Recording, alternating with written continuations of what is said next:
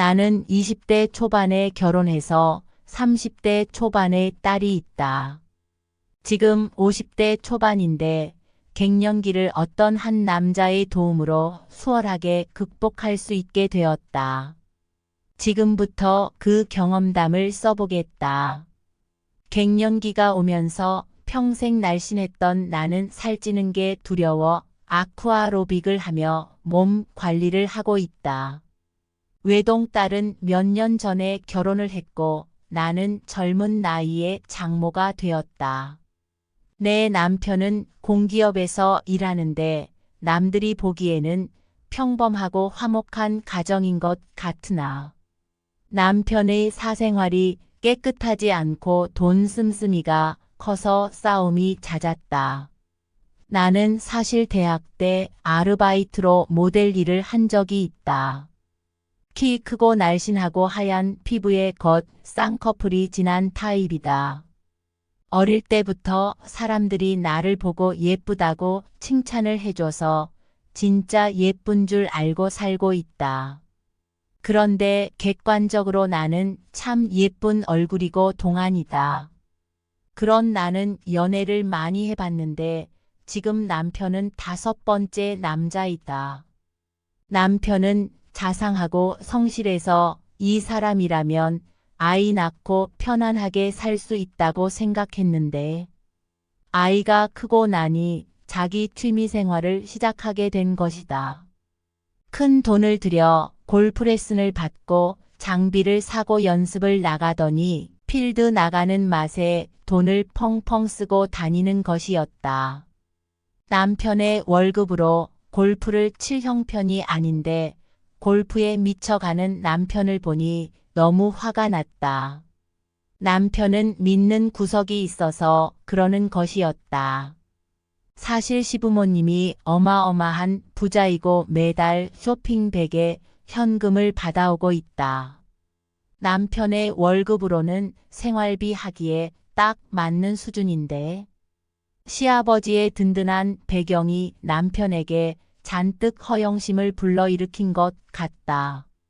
남들은 골프를 시작하면 배우자와 같이 다닌다던데 남편은 여자와도 골프를 치기 시작했다. 나는 남편이 왜 일박을 하는지 다 알고 있다. 하지만 뭐라고 하기도 귀찮고 이 가정을 깰 생각이 없다. 결혼한 지 얼마 안 된 내 딸도 사위와 부부싸움을 자주 했고 나는 이상하게 딸 편을 들어주지 못했다.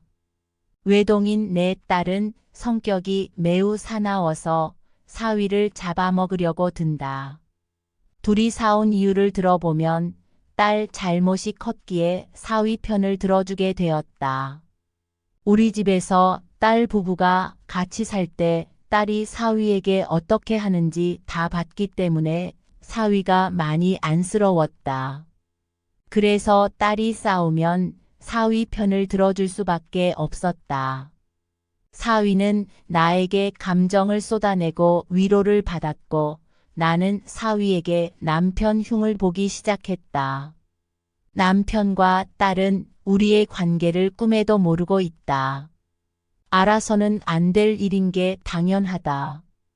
그래서 장서지간이 매우 돈독해졌고 아들 같은 사위의 기분이 안 좋을 때마다 내 아들이라고 생각하고 사위를 안아주었다. 사위에게 왜 그렇게 마음이 갔는지 모르겠지만 사위는 현재 내 애인이 된 상태이다. 우리는 서로의 배우자 역할을 충실하게 해주고 있다. 우리는 무려 2년이나 연인으로 지냈다. 남편은 1박 2일간 골프를 가는 일이 많았다. 남편은 동료들과 강원도 리조트를 예약해서 골프를 치러 갔고 사위는 딸과 다툰 뒤에 나를 찾아왔다. 어느 날 아침 일찍 우유를 가지러 대문에 나갔는데 사위는 편한 복장으로 문 앞에 서 있었다. 나는 우유를 줍느라 고개를 숙였고 늘씬한 사위의 몸매를 훑어보게 되었다. 사위는 파자마 차림의 내 모습을 유심히 보고 있다는 것을 느꼈다. 곧 정신을 차리고 사위를 데리고 집에 들어왔다. 사위는 아직도 분을 사귀지 못한 채 씩씩대며 싸운 이야기를 하고 있었다. 사위가 우리 집에 몇 달간 같이 산 적이 있었는데 어쩌다가 둘의 부부 관계 장면을 본 적이 있었다. 그때가 생각나 몸에 반응이 오는 것을 느꼈다. 나는 사위와 더 가까이 있고 싶었다. 그래서 소파에 앉아있는 사위에게 딸 이야기는 그만하고 내 무릎을 베고 좀 누워서 쉬라고 했다. 사위는 나를 편하게 생각하고 내 말대로 따랐다. 스트레스 받은 사위의 머리를 지압해줬다. 그동안 사위를 바라보기만 했는데 이렇게 가깝게 있으니 심장이 빠르게 뛰는 것을 느꼈다. 나는 사위와 마음이 통했고 일을 치르게 되었다.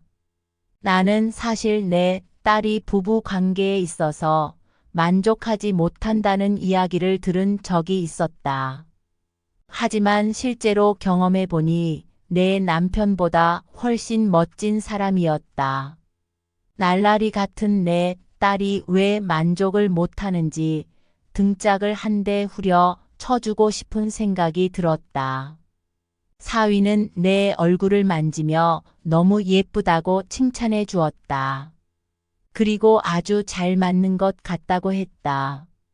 사위는 그날 2번이나 일을 치렀고 나는 사위만 기다리게 되었다. 나는 사위와 20살 넘게 나이 차이가 나지만 나이는 숫자일 뿐 아무 문제가 되지 않는다. 그날 남편은 밤늦게 들어왔고 남편은 나에게 미안했는지 한 침대를 쓰자고 했다.